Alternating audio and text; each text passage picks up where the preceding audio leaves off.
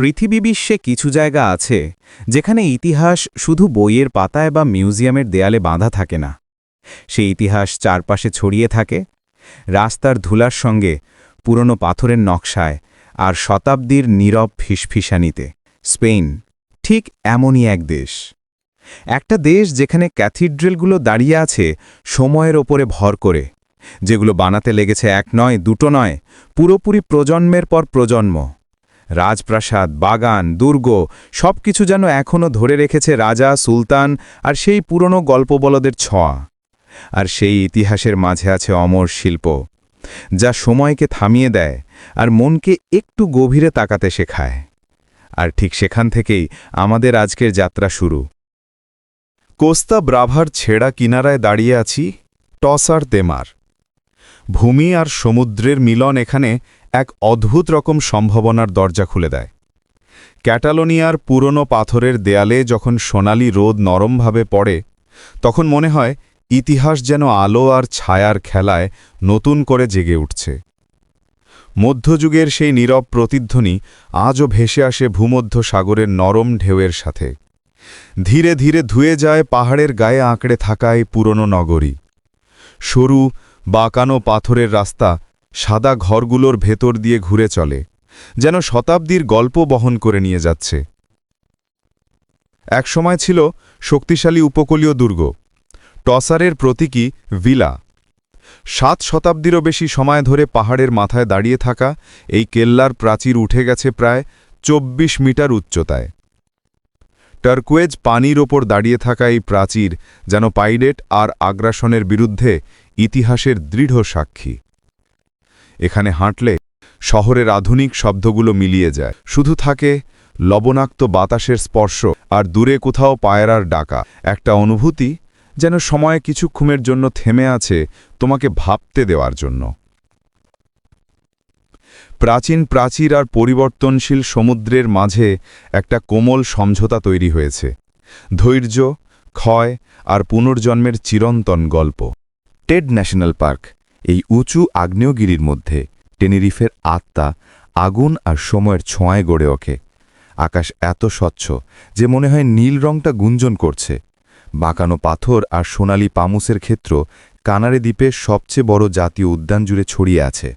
স্পেনের সবচেয়ে উঁচু চূড়ো মাউন্ট তেদা, যা সমুদ্রপৃষ্ঠ থেকে প্রায় 12,000 ফুট বা প্রায় 3,700 মিটার উঁচু, সেটাও দেখা যায়।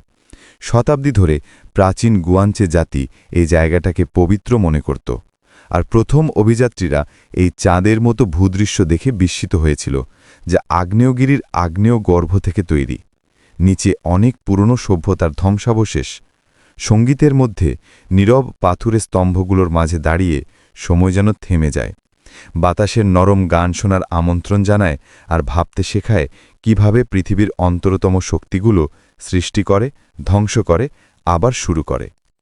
এখানে টেডের ছায়ায় কঠোর মরুভূমির পরিবেশ আর নরম অ্যালপাইন ফুল একসাথে থাকে, যা আমাদের মনে করিয়ে দেয় যে সৌন্দর্য আর নির্জনতা প্রায়ই হাত ধরাধরি করে চলে।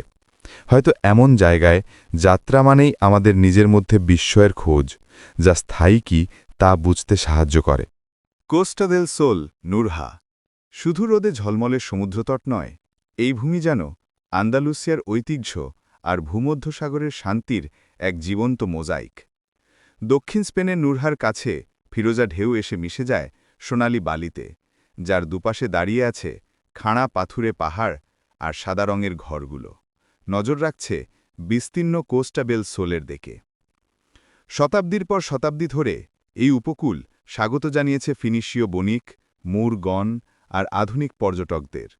প্রতিটি যুগ রেখে গেছে নিজের ছাপ, পাথুরে গলিতে, শান্ত প্রাঙ্গণে, আর সেই অনন্ত সময়ের সাক্ষী বালকন দে ইউরোপাতে। সমুদ্রের প্রায় 30 মিটার উপরে দাঁড়িয়ে থাকা এই দর্শনস্থান যেন নীরব সমুদ্রের দিকে চেয়ে থাকা এক প্রাচীন বারান্দা। এখানে প্রায় অনিঃশেষ রোদের উষ্ণতার নিচে শান্তি স্পর্শ করা যায়, তবু সেই শান্তির ভেতর মিশে আছে পরিবর্তন আর টিকে থাকার গল্প। ঝলমলে দিগন্তে দেখা যায় ভূমধ্য সাগরের অসীমতা, আর একই সঙ্গে অনুভব করা যায় নুরহার গভীর শেকড়, তার শত বছরের ঐতিহ্য। এই কিনারার ঠিক ওপর দাঁড়িয়ে এক মুহূর্তই যথেষ্ট বুঝতে পারার জন্য যে প্রতিটি উপকূল আমাদের চোখের আড়ালে থাকা বহু দূরের গল্পের সঙ্গে নীরবে জুড়ে আছে। কামিনী দেল রে একসময় ছিল ভঙ্গুর এক জীবনরেখা, আর এখন তা দুঃসাহসিক অভিযানের প্রতীক।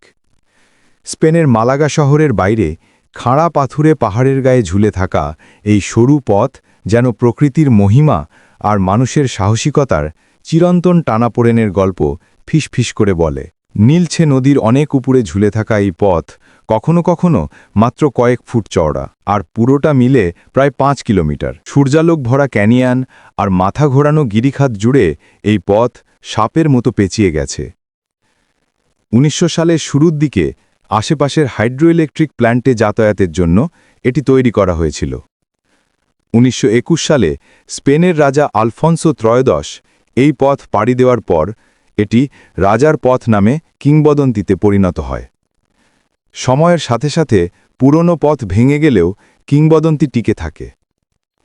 এ পথে হাঁটতে হাঁটতে যখন পাহাড়ের ঠান্ডা বাতাস তোমার মুখে লাগে, তখন প্রতিটি পদক্ষেপে একসঙ্গে থাকে ভয় আর স্বাধীনতার অনুভূতি।